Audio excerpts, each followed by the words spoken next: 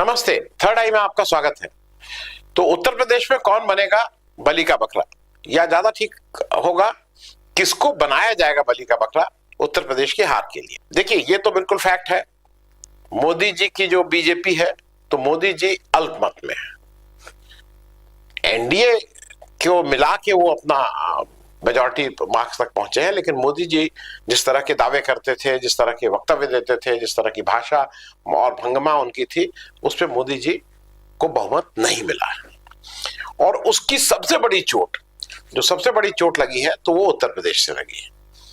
उत्तर प्रदेश में 29 सीट करीब बीजेपी ने गंवाई, महाराष्ट्र में करीब 23 सीट गंवाई, तो उत्तर प्रदेश से बड़ी चोट भी लगी है। क्योंकि आप इशारा समझ ही गए होंगे, बहुत से लोगों का यह है कि किसी तरह से योगी आदित्यनाथ जी को, जो उत्तर प्रदेश के चीफ मिनिस्टर, उनके सिर पे इस हार की जिम्मेदारी का ठीकरा फोड़ा जाए। लेकिन मैं थोड़ा आपको कुछ स्टैटिस्टिक्स, कुछ उसकी बात कर लूं, और फिर हम लोग ये भी बताएंगे कि कहां क्या कैसे हो रहा है। 2019 में बीजेपी ने 62 और बीजेपी के सहयोगी दल अपना दल ने 2 सीटें, कुल 64 सीटें एनडीए ने जीती थी। 2024 में बीजेपी 62 से आ गई है 33 पे, करीब करीब आधी सीट, और उनके सहयोगी दल ने जो 2 सीटें थी वो 3 हो गई, 2 आरएलडी ने जीती और 1 अपना दल ने। तो बीजेपी का अपना परफॉर्मेंस तो बहुत खराब रहा। बीजेपी अब आ गई 36, एनडीए आ गया 36 पे। 2019 में जो इंडिया अलायंस था, जिसमें समाजवादी पार्टी और कांग्रेस है, अभी समाजवादी पार्टी ने 2019 में 5 सीट, कांग्रेस ने 1 सीट जीती थी, कुल 6 सीटें। लेकिन इलेक्शन से पहले 2 बाई इलेक्शंस हो चुके थे 2019 और 2024 के बीच में, जिसमें सपा 2 सीटें हार चुकी थी। तो एक तरह से आप कह सकते हैं 4 ही सीट थी, एक तरह से आप कह सकते हैं 2019 का अगर आंकड़ा लें तो 6 सीटें थी। यहां से छलांग मारी 2024 में अखिलेश यादव 5 से पहुंचे 37 पे, और कांग्रेस पार्टी 1 से पहुंची 6 पे। कुल 43 सीटें इंडिया गठबंधन को मिली। अब मैं एक सिलसिलेवार बताता हूं कि कौन कौन लोग हारे और किसकी जिम्मेदारी और कहां होना चाहिए। उत्तर प्रदेश ने कुछ नामी गिरामी भारतीय जनता पार्टी के लोगों को हराया। सबसे प्रमुख नाम स्मृति ईरानी है, बड़े बेआबरू होकर उनको वो हारे। अजय मिश्रा टेनी है। अजय मिश्रा टेनी, जिनके लड़के ने मतलब जैसा आरोप है 4 किसानों को अपनी जीप से रौंद दिया था क्योंकि उनको गुस्सा आ गया था। कोई ये नहीं था कि एक्सीडेंट, मान लीजिए कहीं एक्सीडेंट हो गया, कोई वो कार फिर नहीं, वो आके गुस्से में उन्होंने रौंद दिया था, ये आरोप है। टेनी जी के जब प्रचार के लिए अमित शाह आए तो उन्होंने कहा कि अरे इनको आप जिताइए, मैं इनको और बड़ा आदमी बना दूंगा। तो सबको डर ये लगा कि अभी तो 4 ही आदमी रौंदे गए हैं, कहीं बड़े आदमी बन जाए तो पूरा ट्रक ले आके किसको किसको रौंदने लगे। अब इसके बाद और मैं इंपॉर्टेंट नाम बोल रहा हूं, संजीव बलियान। संजीव बलियान बिल्कुल नाक का बाल थे। 2014 में जब मोदी जी आया तो पहले ही बार उनको, मतलब चूंकि वो दंगा, मतलब उनके पीछे दंगे का टैग लगा हुआ था, तो गुजरात दंगे, उत्तर प्रदेश में जो हिंदू मुस्लिम दंगे, उन सब के उसमें उनको 2014 में ही मंत्री बना दिया गया था। इतने खास थे। महेंद्र पांडे चंदौली से हार गए, साध्वी निरंजन ज्योति ये हार गई। तो बड़े बड़े दिग्गज उत्तर प्रदेश में जो एक तरह से फेस थे भारतीय जनता पार्टी का, वो लोग को हार का मुंह देखना पड़ा। लेकिन इन सब में जो सबसे करारी हार हुई, और जहां पे जिसको कहते हैं ना कोई जगह नहीं मिल रही है मुंह छुपाने की, और जिसका कोई एक्सप्लेनेशन नहीं मिल रहा है, उसका जो मैनिफेस्टेशन हो रहा है उस हार का, वो बीजेपी की तरफ से सिर्फ गाली देना हो रहा है कि अयोध्या और फैजाबाद के लोगों को गाली देने के अलावा और कुछ बीजेपी की तरफ से नहीं आ पा रहा है। और वो सबसे बड़ा जो जीत है वो अयोध्या से अवधेश प्रसाद जी, उस कंस्टिट्यूंसी का नाम फैजाबाद है, अवधेश प्रसाद समाजवादी पार्टी के दलित, उससे जनरल सीट से जीत के आए और ठीक से जीत के आए। तो वो एक बड़ा अपसेट था। राम मंदिर किसकी बात कौन कौन सबसे ज्यादा करता था, मतलब राम मंदिर किसके, सुबह शाम से राम मंदिर राम मंदिर राम मंदिर। मोदी जी, याद है ना, आप पूरे राम मंदिर पे आप पूरा इलेक्शन लेके जा रहे थे। वहां उस राम मंदिर के, जहां पे वो राम मंदिर बना है, वहां के लोगों ने क्या वर्डिक्ट दिया है, उसका थोड़ा अगर आप सम्मान करेंगे तो आपके लिए अच्छा है। फिर अब मैं आपको कुछ स्टैटिस्टिक्स इसलिए समझाऊं कि वो जरा समझना होगा, नहीं तो मोदी मोदी मोदी की आपकी जो आवाज है उसमें ये सब चीजें दब जाएंगी। 2019 में मोदी जी को की जो जीत थी वो 4,27,000 वोट से थी, ये याद रखिएगा। और 2024 में जो 4,27,000 वोट से 2019 में जीते थे, 24 में आके वो 1,52,000 रह गए। मतलब आप समझ सकते हैं, 4,27,000 1,52,000 कितने मोदी जी नीचे आए, ये देखने वाली बात है। 2014 में एक और ध्यान देने वाली बात है, 2014 में मोदी जी को वोट मिले थे 6,12,000 वोट जो माफ कीजिएगा 2019 में मोदी जी को वोट मिले थे 6,74,000 6.74 लाख। टोटल वोट प्रतिशत का जो 2019 में 63.62%। 24 आते आते मोदी जी के जो टोटल वोट है उस बार मिले थे 6,74,000, 2024 में मिले हैं 6,12,000। नंबर ऑफ वोट भी कम हो गए हैं, नंबर ऑफ वोट भी मोदी जी के कम हो गए हैं 2019 के मुकाबले। मत प्रतिशत भी जो 63.62 था वो अब गिर के 54.24% रह गया है। ये भी एक है कि मोदी जी की जो पॉपुलैरिटी है या जो मोदी करिश्मा है, वो मोदी तिल्स्म है, वो टूट चुका है। मैं एक चीज और बता दूं इसलिए क्योंकि वो समझना जरूरी है। 2019 में ऐसा नहीं है, देखिए 2019 में कुल वोट पड़े थे 10,60,000 और 2024 में कुल वोट बढ़े हैं 11,30,000। नंबर ऑफ वोट्स तो बढ़े लेकिन मोदी जी के वोट कम हो गए, ये ध्यान रखिएगा। अब मैं हालांकि आज की चर्चा के विषय में इसका कोई रेफरेंस नहीं है, लेकिन फिर भी एक मन में एक सवाल आता है, इसलिए मैं इसका जवाब दे रहा हूं। राहुल गांधी ने रायबरेली में क्या हुआ? रायबरेली में सोनिया गांधी 2019 में 5,34,000 वोट पाई थी, 5.34 लाख। ये कुल वोट का 55.83% या कुछ ऐसे था। लीड जो सोनिया गांधी की थी 1.67 लाख से की थी, मैं 2019 की बात कर रहा हूं। और टोटल वोट जो उस बार पड़े थे, टोटल रायबरेली में वोट पड़े थे 9,59,000 वोट। अब जरा 2024 की बात कर लें, कुल वोट पड़े 10,36,000, तो वोट करीब करीब मोटे तौर पे करीब 76,000 वोट बढ़े। वहां पे 70,000 प्लस वहां पे भी बढ़े थे बनारस में। लेकिन राहुल गांधी को 2019 में सोनिया गांधी के 5,34,000 के मुकाबले वोट मिले 6,87,000, 6.87 लाख। सोनिया गांधी को मिला था 55.82%, यहां मिल रहा है 66.17%। और एक बात हरदम याद रखिएगा, राहुल गांधी रायबरेली लास्ट मिनट आए थे, 3 मई को आए थे और शायद 19-20 मई को वोट हो गया था। मोदी जी पिछले 10 साल से लगातार बनारस के एमपी हैं और वो क्या करते रहते हैं वो सामने दिख रहा है। और सोनिया गांधी 2019 में जीती थी 1.67 लाख वोट से, राहुल गांधी 2024 में जीते हैं 3,90,000 वोट से, 3.90 लाख वोट से। ये समझना जरूरी है। अब मैं क्योंकि ये समझते चलिए कि कौन जिम्मेदार है, किसका घटिया रिजल्ट आया है, कौन फेल हुआ है और कौन पास हुआ है, ये समझना जरूरी है। अब जरा एक और कंपैरिजन आपको समझा दूं।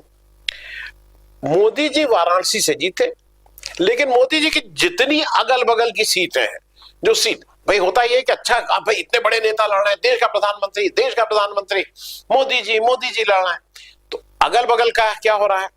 अगल बगल की सीटों का भी हाल जान लीजिए। मिर्जापुर में अपना दल की अनुप्रिया पटेल जीत गए, जो उनका सहयोगी दल है, और वो एक सीट जीत पाए। नहीं तो उनकी जो अगल बगल, मछली शहर बीजेपी हारा, इंडिया गठबंधन जीता। चंदौली बीजेपी हारा, इंडिया गठबंधन जीता। गाजीपुर बीजेपी हारी, इंडिया गठबंधन जीती। जौनपुर बीजेपी हारी, इंडिया गठबंधन जीती। मोदी जी की अगल बगल सारी सीटें इंडिया गठबंधन जीत गई, बीजेपी हारी। ये मोदी मैजिक था। अब फिर एक कंपैरिजन हो जाए राहुल गांधी, क्योंकि ये भी वाजिब वो है कि राहुल गांधी ने कौन सा तीर मार लिया।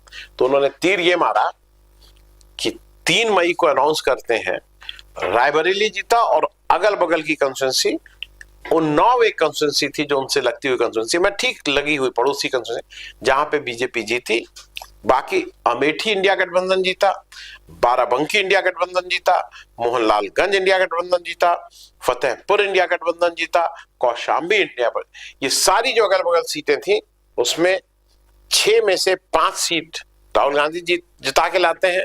मोदी जी अगल बगल सीटों में जो 5 सीटें लगती हैं उसमें एक उनका सहयोगी दल जीतता है और 4 को मोदी जी डुबा के आते हैं। अब यहां से ये चर्चा शुरू होती है कि योगी आदित्यनाथ के ऊपर क्यों चाहते हैं कि उनको इसका जिम्मेदार बनाया जाए। लेकिन उसको करने से पहले एक चीज और समझिए, योगी आदित्यनाथ जी का क्या परफॉर्मेंस है लोकसभा 2024 में। भाई वो गोरखपुर से आते हैं, गोरखपुर से सांसद रहे हैं, मतलब जब मुख्यमंत्री नहीं थे उससे पहले लगातार गोरखपुर को रिप्रेजेंट करते रहे हैं। तो उनकी स्थिति क्या है, गोरखपुर जीते, गोरखपुर जो मंडल है उसकी सारी सीटें जितवाए, बांसगांव जितवाए, देवरिया जितवाए, कुशीनगर जितवाए, महाराजगंज, कुशीनगर, देवरिया, बांसगांव सारी जीते, डुमरियागंज जितवाए। ये मैं उन सीटों की बात कर रहा हूं जो लगी हुई सीटें। एक सीट जो उनसे लगी हुई है उसका नाम है संत कबीर नगर, वहां पे इंडिया गठबंधन जीत गया और वो समझना जरूरी है कि वहां क्यों जीता। वहां पे योगी जी को लगातार योगी जी के बारे में अपशब्द बोलना, उल्टी सीधी बातें करना, खराब बयान देने वाले संजय निषाद पार्टी बना के अमित शाह के बिल्कुल चहेते खास आदमी, उनके लड़का संजय निषाद के लड़के प्रवीण निषाद संत कबीर नगर से सांसद थे और वहां पे वो चुनाव हार गए। तो वो उसका ठीकरा मुझे लगता है कि योगी जी के सिर पे नहीं जाना चाहिए क्योंकि वहां पे वो अपने कर्म से हारे। उसके बारे में मैं कई बार बोल चुका हूं इसलिए उसको फिर रिपीट नहीं करूंगा। अब 2000 एक और चीज समझिए, 2022 में हुआ क्या।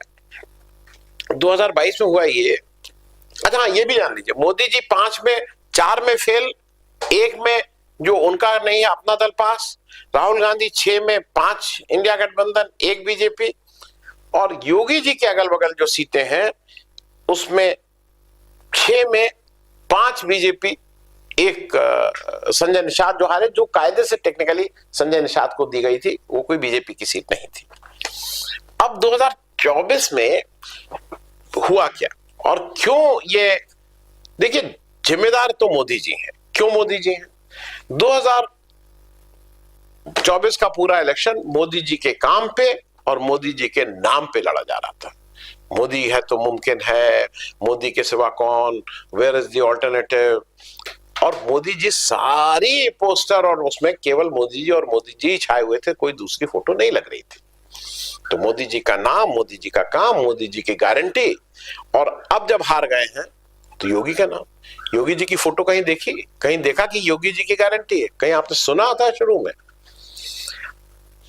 अब इसके सामने जब 2024 सामने, योगी जी का 2022 भी कंपेयर कर लेना चाहिए जो विधानसभा इलेक्शन था। 2022 में योगी जी के नाम और काम पर 2022 का विधानसभा इलेक्शन लड़ा गया था। उसमें 2 चीजें मैं इसलिए कहता हूं कि कभी कभी वो लगता है वो एक्चुअली क्या है ना, अंक, वो जो नंबर्स होते हैं वो आप कैसे पेश करें, ये मैं कई बार कह चुका हूं। 2022 में योगी जी के नेतृत्व में बीजेपी की 255 सीटें आई, 17 में आई थी 312, तो हर जगह ये कहा गया भाई 57 सीटें हार गए, 57 सीटें। लेकिन एक बात ध्यान रखिएगा, 2017 में बीजेपी को वोट मिले थे 39.67%, 2022 में बीजेपी को वोट मिले हैं थे 41.29% अंडर यो, तो वोट परसेंटेज बढ़ाया था, सीटें घट गई थी। अब हार का ठीकरा योगी जी पर क्यों? सबसे एक से मेरे हिसाब से जो मैं समझता हूं प्रमुख कारण यह है कि अमित शाह जी की राह को आसान बनाना है, उनके सामने कोई चैलेंज करने वाला ना हो। जब भी मोदी जी ये बनाए, ये सोचें कि अब वो प्राइम मिनिस्टर नहीं रहेंगे, अब किसी को हैंडओवर करना है, तो वो उनके लिए केवल अमित शाह और अमित शाह है। ये सारा कुछ जो किया जा रहा है वो अमित शाह की राह को आसान करने के लिए किया जा रहा है। अब इसमें एक एंगल आया है, मोहन भागवत जी वेडनेसडे को जाके गोरखपुर चले गए थे, 5 दिन गोरखपुर रहे, 5 दिन गोरखपुर रहे, और योगी जी रविवार को गोरखपुर पहुंचते हैं। जैसा सूत्र बताते हैं, हालांकि इंडियन एक्सप्रेस ने तो छाप दिया कि 2 बार उनकी मीटिंग हुई, जैसा सूत्र है और जैसा हुआ है, योगी जी की और आरएसएस प्रमुख भागवत जी की कोई मीटिंग नहीं हुई। ऐसा भी कहा जा रहा है कि योगी जी की तरफ से 2 बार प्रयास हुआ बात करने का, लेकिन वो नहीं मिल पाया। योगी जी अगर गोरखपुर जा रहे हैं और ये जान रहे हैं कि मोहन भागवत वहां है, तो मैं इसको कोइंसिडेंस नहीं मानूंगा। मोहन भागवत अगर 5 दिन के लिए गोरखपुर अपने को रोक के और लोगों से बातचीत कर रहे हैं, तो इसको भी मैं कोइंसिडेंस नहीं मानूंगा। कहा यह जा रहा है कि वो फीडबैक ले रहे हैं, और फीडबैक में ये पहले ही से रिजल्ट मालूम है कि किसी तरह से ये बताओ कि योगी जी की वजह से ये सब हार हुई है। एक चीज जरा समझ लीजिएगा कि मैं इस बात को इसलिए कह रहा हूं कि ये थोड़ा समझने वाली चीज है। आरएसएस का अपना संगठन बीजेपी है, this is part and parcel of RSS, लेकिन योगी जी आरएसएस और बीजेपी के नहीं है।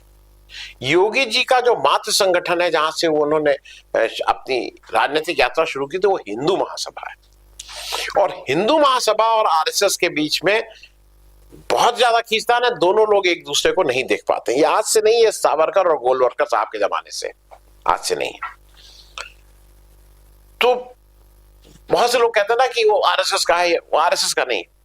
आरएसएस मेरे हिसाब से योगी जी को कभी भी बैक नहीं करेगी, क्योंकि योगी जी की पृष्ठभूमि हिंदू महासभा की है।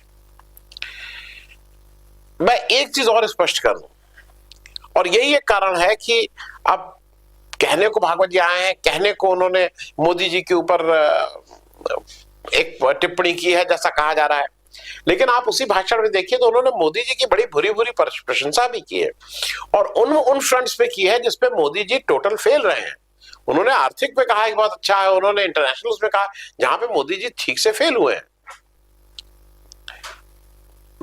एक और चीज जो योगी जी के अगेंस्ट बार बार चलाई जा रही है, मैं सोचा था नहीं करूंगा, क्योंकि फिर मुझे लगा कि ये बात आपसे शेयर कर लूं। ऐसा कहा जा रहा है कि योगी जी ने ठाकुरों के वोट जो है, राजपूतों के जो वोट है, उसको योगी जी की वजह से वो बीजेपी को नहीं पड़े, और बीजेपी वहां पे एक योगी जी की भूमिका की भी बात होती है। मैं जानकारी के लिए बता दूं, ये सीएसडीएस की रिपोर्ट है, पब्लिक उसमें अवेलेबल है, टाइम्स ऑफ इंडिया के कल के अखबार में छपी है, वो मैं आपके टाइम्स ऑफ इंडिया की हेडिंग लगा दे रहा हूं।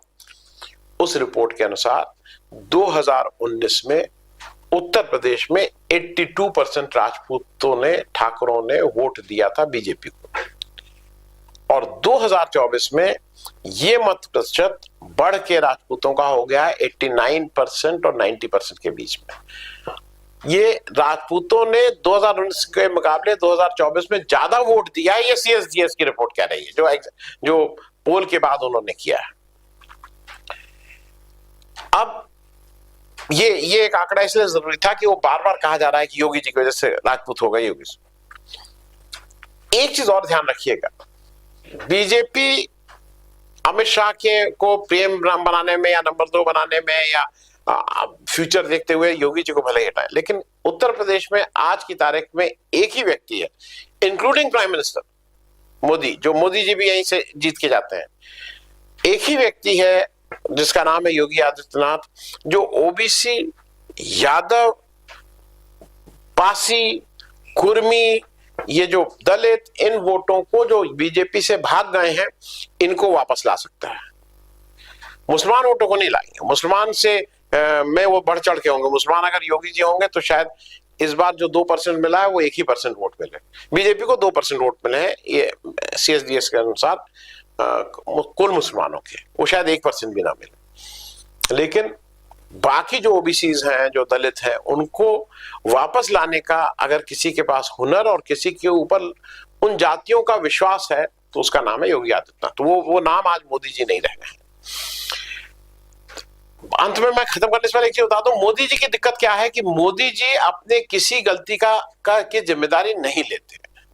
नोटबंदी करके उन्होंने क्या दुर्गत की है इस देश की, वो नहीं मानते हैं। मणिपुर में जो उन्होंने एक जो जिस तरह से वोट की राजनीति के लिए उन्होंने मणिपुर को जिस आग में झोंक दिया और मणिपुर के बारे में कुछ नहीं कह रहे हैं, तो मोदी जी उसको नहीं ओन करते हैं। ये मोदी जी की फितरत में नहीं है कि अपनी गलतियों को, आदमी मर जाए कुछ मर जाए। लेकिन फर्क क्या है कि मणिपुर में 2 सीटें थी, मोदी जी कैन इग्नोर, मोदी जी माने, लेकिन उत्तर प्रदेश में 80 सीटें हैं, ये मोदी जी को पता है। ये बात मैं इसलिए कह रहा हूं कि अब आने वाले समय में लोग जो भी कहें, लोगों की काफी ये है कि भाई योगी जी को चेंज किया जाएगा, लेकिन मेरे हिसाब से जो अच्छा एक और आंकड़ा आ गया है कि करीब विधानसभा इलेक्शन का अगर इलेक्शन होता, विधानसभा के मतलब विधानसभा वाइज अगर वो किया जाए 2024 के वोट को, तो करीब 240 सीट पे इंडिया गठबंधन आगे है 403 में, तो मेजोरिटी ऐसे ही मिल रही है। लेकिन ये सबका मानना है कि अगर वो योगी जी इस समय चेंज होते हैं और खुदा न खास्ता अगर कहीं से मिड टर्म की बात होती है, तो बीजेपी का सफाया हो जाएगा। दूसरा, आज की तारीख में मेरे अनुसार बीजेपी के पास उत्तर प्रदेश में अभी कोई नेतृत्व है ही नहीं जो योगी आदित्यनाथ को रिप्लेस कर सके, ये मेरा अपना मानना है। वो नेतृत्व हो सकता है 1 साल में खड़ा कर दें, 6 महीने में खड़ा कर दें, लेकिन आज की तारीख में वो नेतृत्व नहीं है। लेकिन हार की जिम्मेदारी तो किसी न किसी के सिर पे डालनी ही है, और सबसे कन्वीनियंट मोदी जी और अमित शाह को योगी आदित्यनाथ ही लग रहे हैं। थैंक यू सो मच, धन्यवाद।